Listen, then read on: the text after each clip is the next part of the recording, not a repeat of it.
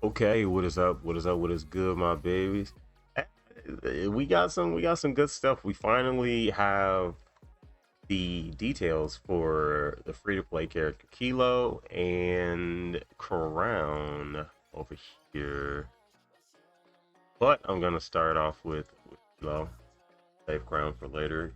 Because Kilo's pretty standard, pretty simple. Actually a really good character. A lot better than what we were expecting when we only initially saw the what the skills would do, which is a shield with healing of some kind, and then whatever this was, right? This is like Kilo is like really good actually, and the reason being everything scales with HP. This is just huge. It's massive. They need to start doing stuff like this more often, honestly. So, standard ammo capacity of 300. The reload time is 2.5, which I don't think is an issue considering you have Crown. You're more than likely going to pair this character up with Crown, but in the event that you don't, honestly, I think Kilo is actually worth a slot of a burst 3 slot in certain fights where if you don't have this shield, you have to either play around a specific mechanic in the game or you end up getting destroyed. So having a shield actually bypasses that, which is pretty good. So she deals 5.57 damage. I think that's relatively standard. I think the lowest that I've seen is 5.3, and I can take a look in game to check that out. Let me actually. Oh, the music's overlapping.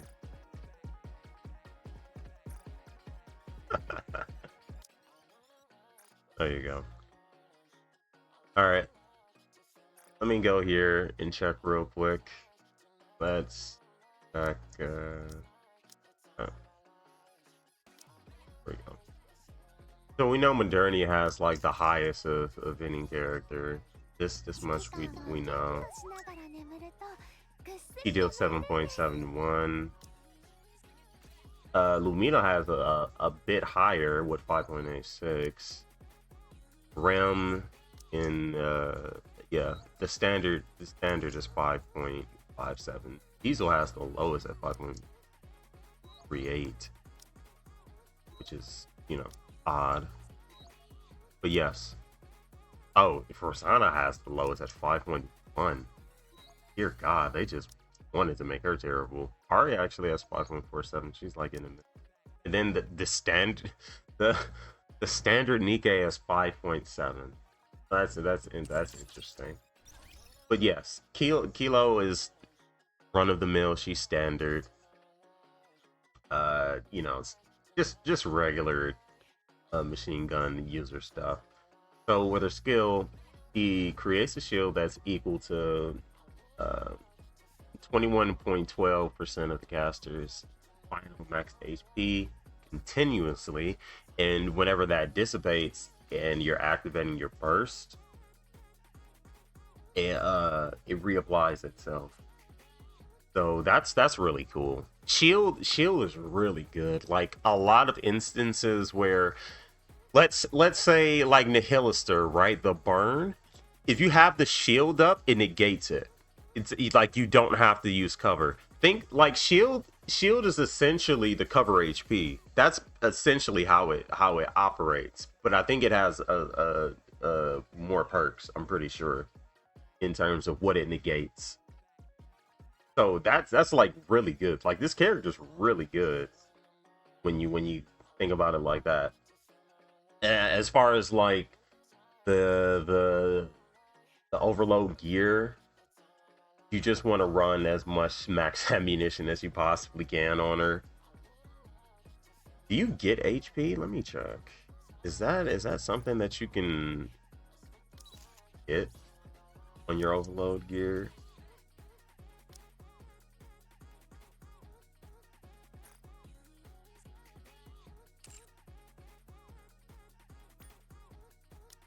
Let me see.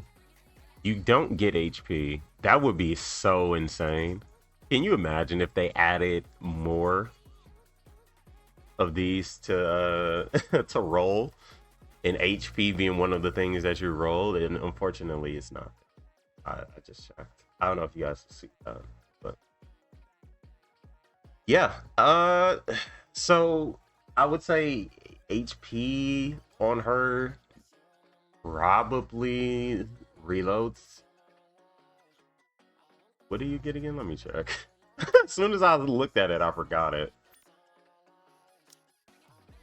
So yeah, you pretty much just want hit rate on her and element damage, ammunition capacity, but the ammunition capacity is like at the top of the list for Kilo. I don't really care about defense, but like it's not necessary. You just really want ammunition capacity, elemental damage, hit rate, and attack. That's basically it.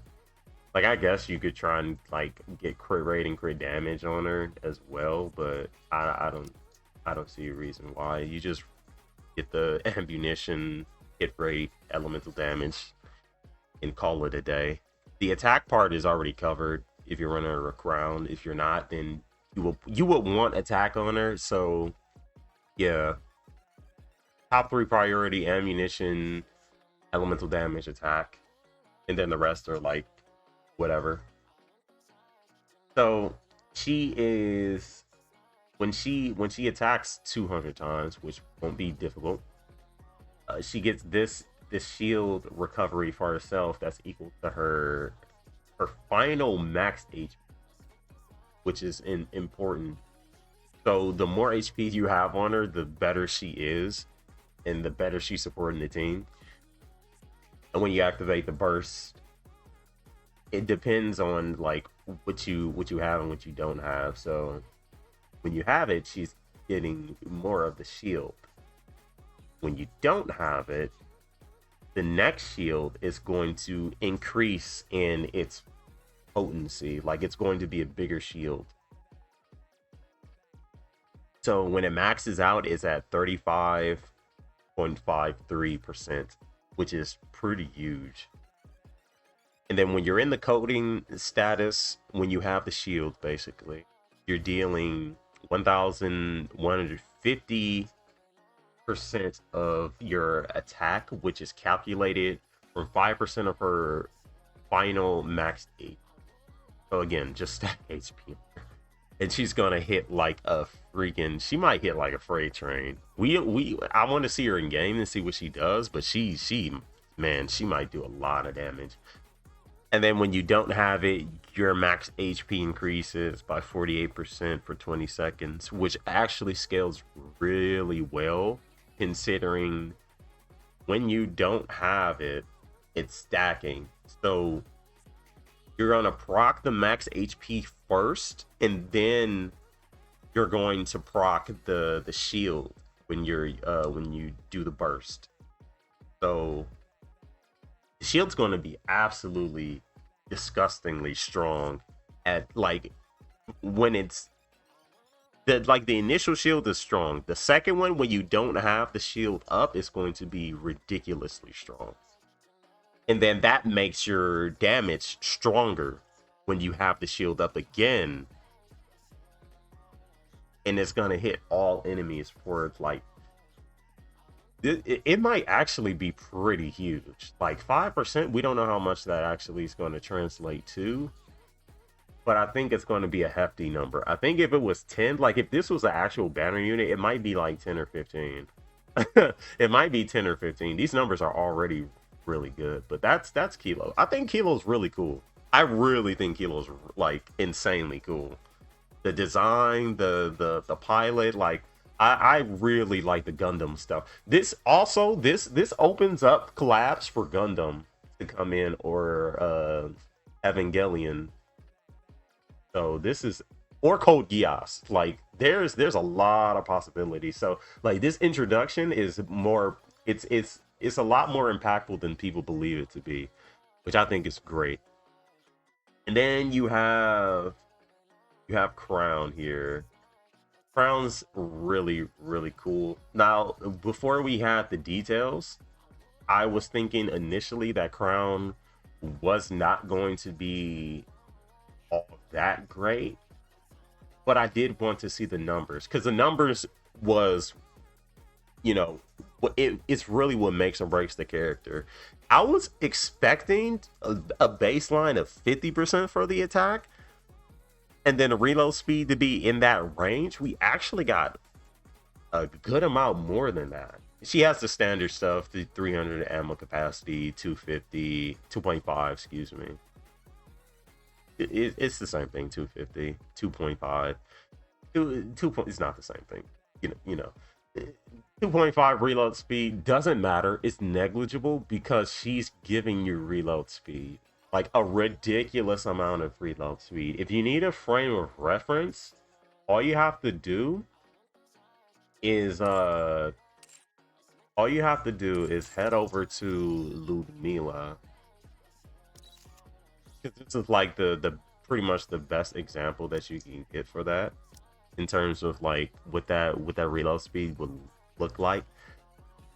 If you've seen that in game, or like you could look at Privity even, because I'm pretty sure she also gives reload speed, but Ludmilla has a ridiculously high amount of reload speed and you feel it. Like it's instant. It's instantaneous.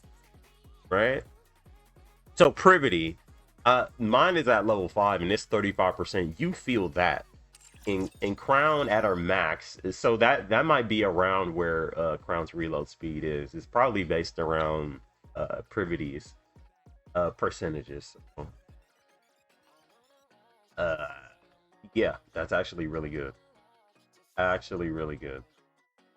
So she is giving 64% of her attack. So you're gonna want. I'm not. Does it count the overload? I'm pretty sure it doesn't, which is unfortunate.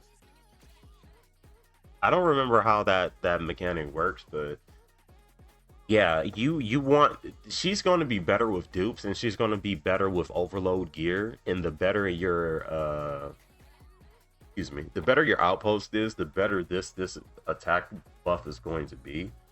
The reload speed is going to be what it is. And then characters who are not bursting, they get a 37% increase in their defense based off the caster's defense.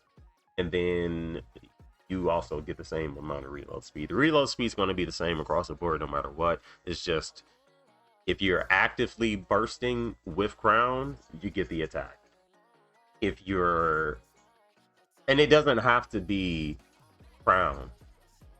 It's just whoever's bursting, that's when this procs. So it's really, really good. If it was only when Crown used her burst, like you had to use her burst, it wouldn't be as impactful. And the reason I say this is because of Red Hood. We from how it's worded, I don't think it stacks. I do not believe that it stacks, but we'll have to see.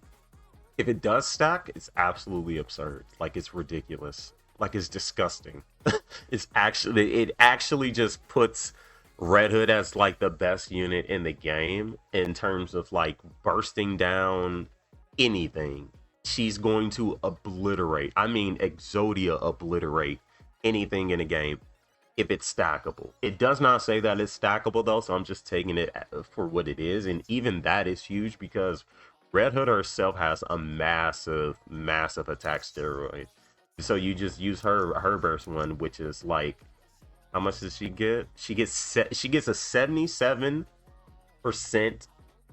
buff in attack when she casts her burst one. Red Hood does.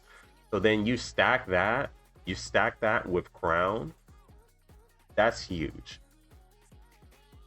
I'm pretty sure it's additive and not multiplicative. If it's multiplicative, then this is like disgusting. This is actually busted. For that, just that. We're not even talking about her entire kit. Her kit has multiplicative attack buffs, which is disgusting. And you know that it's multiplicative because this is specifically labeled attack. All right, so we're going to get into our second skill. This is way better than what we thought initially when we were trying to see like how many attacks that she was doing. We initially thought it was like in a 50 to 70 plus range, which is absolutely horrible per stack, but it's 43. So you want to prioritize max ammunition on her. You want to prioritize attack on her. You can, put elemental damage on there as well. I don't know if I care that much about it.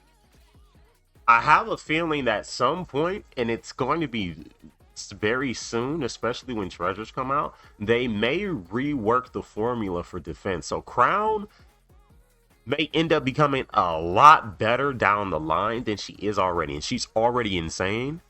I'm estimating her to be double S all across the board, and then triple S in PvP at bare minimum. She's probably going to be a lot better than that.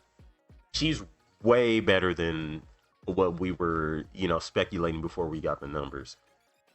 So her HP potency that's pretty much the heals, and that's the heals because of how Mary's Summer Mary's kit is set up. So you go here. Does she have HP potency in her stuff? Who has HP potency? Somebody does. Do you have it, Rim? Probably doesn't. Who has it? Noise? Do you have it? One of these. If she doesn't have it, then Pepper probably has it. Or Helm. Pepper.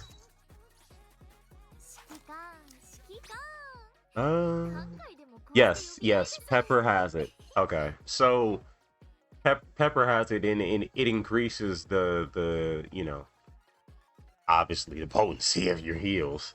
It just makes your heals a lot better.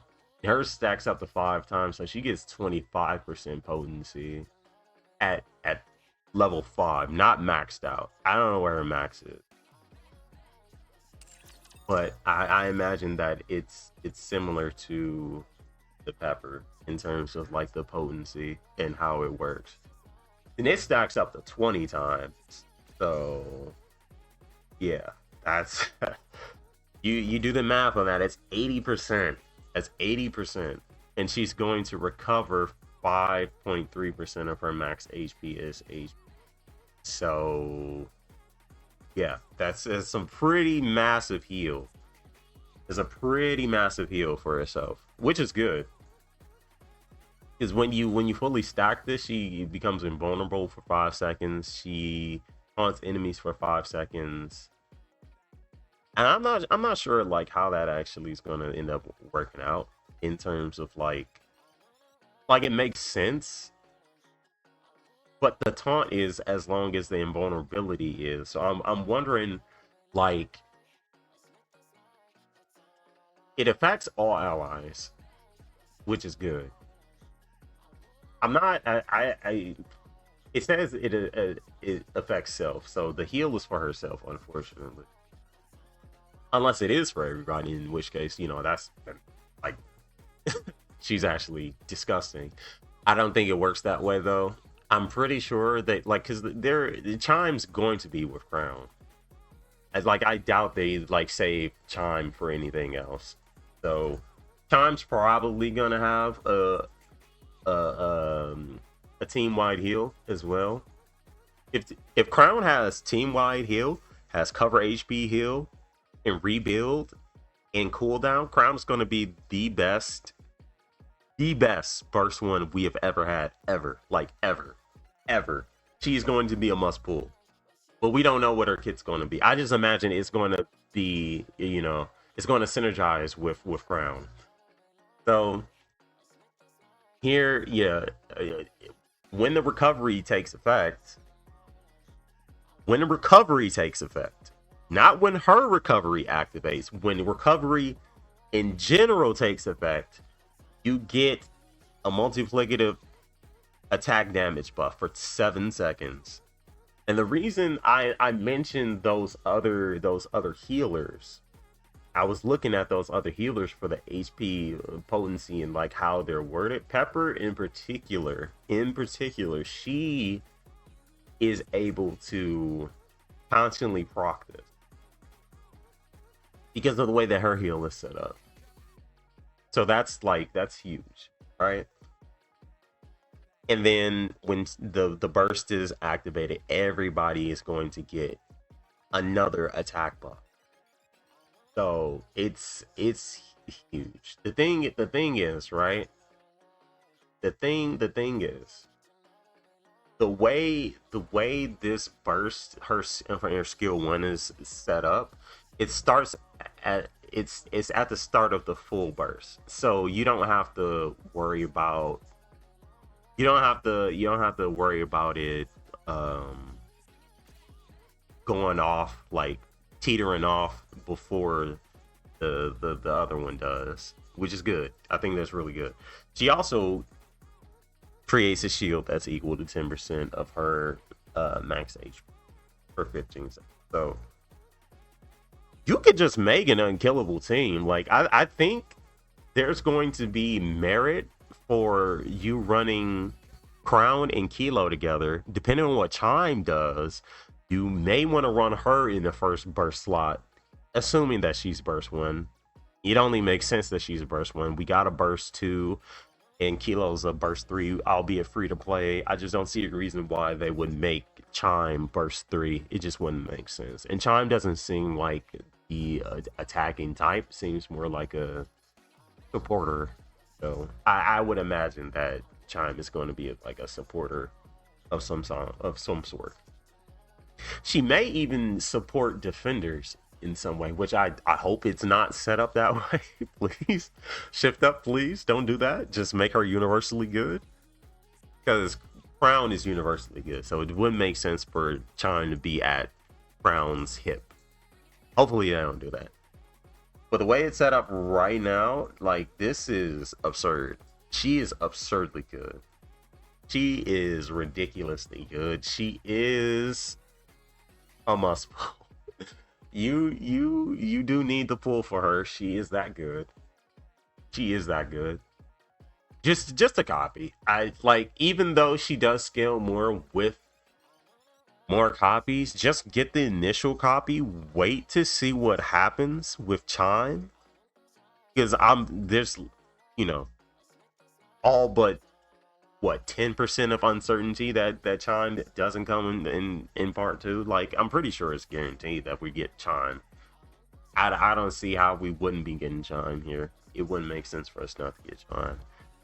We should also get a Dorothy rerun, seeing as how we got a Modernia rerun New Year's alongside Alter Scarlet, her banner. So it just makes sense there. There shouldn't be any other character there. Now, considering that we're getting a skin for Red Hood, it would make sense if they also released a rerun for her and then did it again the second anniversary. But I doubt that they do that. I highly doubt that they do that. It would make the money for people that missed it, for newer players that missed it, or people who just, for whatever ungodly reason, was not able to acquire enough golden ticket mileage and didn't get her through the summons on her initial banner when she released. Speaking of Red Hood, then that would be, like, a great time for her to come through. People are going to be spent. And then, like, mind you, we still, God, this is like the roughest stretch. I swear, this is like always the roughest stretch in like the game cycle, the year cycle. It's always like that April to September stretch is really difficult because we get really good summoning characters, minus Neon. That was like the only anomaly. All the other ones were usable. Summer Helm's good, she's usable. Summer Anise is like one of the best DPSs in the game. Mary's a really good healer. If you didn't have a healer, Mary is like really, really insane. So yeah, we'll just have to see. But Crown is really good, man. Like Crown's really, really good. I'm really, really happy with how they set up Crown. But let me know what you guys think. Do you want to see more videos like this? Because I'm going to be making more Nikkei videos. This is just the introduction into it. I figured I'd cover this since it just came out. I plan to do coverage of, you know, the information as it was coming out anyway. But I was, you know, making other videos. But this one, you know, I wanted to wait until I saw Crown's details before I made a video on, you know, what Crown could be or what she would be. Just because I would prefer to not have like a certain ideal of what Crown would be just based off of what we saw, which was pretty much nothing. We were only going off the showcase and what they showed us, which was, you know, it's hard to get engaged for that. And it was fairly accurate. Like it was just like the whole numbers thing. So we see the numbers are insane. Crown's insane. Kilo's really good. And they pair together really well. They protect each other incredibly well. So that is actually a pair. Surprisingly, that is a pair that you can run. And I don't think you take damage. I think you like this might be the most auto-friendly team that you can possibly run. Like this right here is one of the most auto-friendly teams that you could possibly run in the whole game. Simply because of how the shield mechanic works and how it interacts with all the other functionalities of the boss. Like specifically Crown and Kilo. I think that combo is like disgusting. It's actually disgusting in how well it is going to end up operating. It's probably going to carry a lot of people even further than before in the story. Like you're going to be able to push a lot more content. Like the hard mode specifically, like the hard chapter specifically, you're going to be able to push even further because you have Crown. And you're gonna like bypass a lot of content that was like initially hard, because I know there's some people who are still struggling with what bosses. I think it's like chapter 20, the sniper, which I mean, if you're struggling with that, I don't know what to tell you. But like Killer Whale as well, that one is a boss that people would struggle with. But the sniper one, like all you have to do is not get rid of all of his parts and you're fine. Same thing with like Modernia. You don't get rid of both of her wings and you're fine, and you just clear it near the end when, you know, Inception, whatever it's called. And then you clear it. It's pretty simple. Now Killer Whale is a bit different because you need specific damage numbers to like bypass the shield and get rid of the parts in a timely manner anyway. So if you're not able to do that, Crown probably helps you do that. And even if you still can't do that in a timely manner, it doesn't matter because the shield is going to protect you. So you end up clearing it anyway. And you know, and the Hillister as well, if people are still struggling with that, which, you know, I can see that being an issue for newer players, or people who are just now getting to the Hillister, or, you know, on the newer side. So there, yeah, Crown's really good. I really enjoyed how they have this kit. I think it's actually incredible how they have this kit set up. Crown is it, man. I don't know what else to say. At this point, we're just waiting until she comes out. I'm still undecided on whether or not I'm going to just get one copy or Max Limit Breaker, because I'll just end up spending if that's the case. But I'll see, man. I'll see. I'll probably just end up waiting to see what happens near the tail end of the half anniversary, and then I'll make my decision on whether or not I'm max limit breaker. Especially with like the treasure functions, even though they said they're gonna rework it and have it be a bit different. I don't know what that difference maker is going to be. Hopefully they have it set up the way like Dokkan has their treasure system, which is the ECA. That's what they call it. And they make it so you just have to clear stages for the character in order to get their upgraded version. Speaking specifically for Frima, Lapis, Diesel, and Exia, those are the four that are coming out after anniversary. They said because they wanted to tailor the suggestions that people made to the new improved treasure system. So we'll have to see how that works.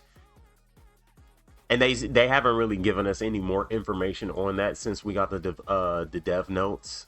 So hopefully with the dev notes upcoming, we'll get to see what it is that they're thinking about and where they're at with it. Because as it stands right now, players are more inclined to max limit break characters, which I don't think is incredibly healthy for the game. Whales are going to have what they have. Dolphins are going to have what they have. But for like newer players, that's probably going to deter them from the game, and we don't really want that to happen. So hopefully, it's something palatable for veteran players. Because for like new players, you're likely not going to be able to clear that unless you have like a ridiculously strong team. Anyway, like you would have had to start at anniversary and then play up to this point for you to have a chance in dealing with that come May. So that's not really something newer players will have to worry about. But as you improve your account and get more characters, it'll make more sense, especially at the pace that they're going to release it, which is 2 characters every 2 months, which is I think is a good pace. It's a bit slow when you consider the roster that we have, but it's good pacing for now. They'll be able to pick up the pacing once we get more characters into the game, but until then, where it's at right now is good. I think that's a healthy amount, so people aren't overwhelmed. And that was the initial reaction, that people were going to be overwhelmed and have like, oh, I have to get this treasure for this Nikkei and this Nikkei and this Nikkei and this Nikkei, and it was just system overload for a lot of people, which is something that you don't want to have your players feel like fear of missing out on specific stuff. So we'll have to see. We'll see. I'm still gonna at the very least, you should still at least get a copy of Crown. Like Crowns, you don't have to worry about Crown. Like by the time she gets a rerun, she probably still won't be on the chopping block for getting her treasure. We don't know. We'll have to see. We'll have to see how they do this. It's not like Crown needs it for the current state of the game. Like a year or two later, yeah, she might need it. She might still be one of the best, to be honest. She might be, or like a really good second or third option when meta shifts. And I do believe that metas will shift once they figure out a good way to implement defense into the game, because then that, like, when they do that, the entire Nikkei meta shifts. And not immediately, but it does open up a lot more viability for characters to be used at that particular time. But then that allows them to open up newer content, more difficult content centered around these characters. And you have to have a more balanced team. You can't just have hyper carry teams anymore. right? Which isn't necessarily how it is now, but it's hyper offensive. There's utility in the teams, but it's way more hyper offensive center than it is defensive center, right? There's no merit to having a defensively structured team. There's no merit in having a defensive core for a team at the moment. Not to the degree where you just stack like, okay, let me get this taunter with damage reduction. Let me get this one with with this, that, and this, the heals, the shields. Like you don't have to like hyper stack like that at the moment, and probably won't be for a while. I would say the soonest we could see a change like that will probably be second anniversary. Like, there's no way we go 2 years without a new game mode and new mechanics, right? So that's the soonest we should see it. At the latest, like 2.5. The very, very latest is like the third year, which at that point, if we don't see anything by like that 2 year to 3 year stretch, then they're never going to change it. In that case, they would have to completely stop adding characters with these kits because they serve zero purpose. And I have to imagine that they already have a set of kits for characters already ready to go, as most games do. Like they have a set schedule in which they implement and release these characters. And then, when it comes time, like, okay, let's put out this event and do that. That's what they do. Centered around the story. As more of the story releases, we'll get a feel for whether or not it's worth it. So yeah, I mean that pretty much covers everything. Thank you all for watching. If you enjoyed and you want to see more of these type of videos, feel free to leave a like, comment, share, subscribe, all that wonderful stuff. And I will see all of you in the next video.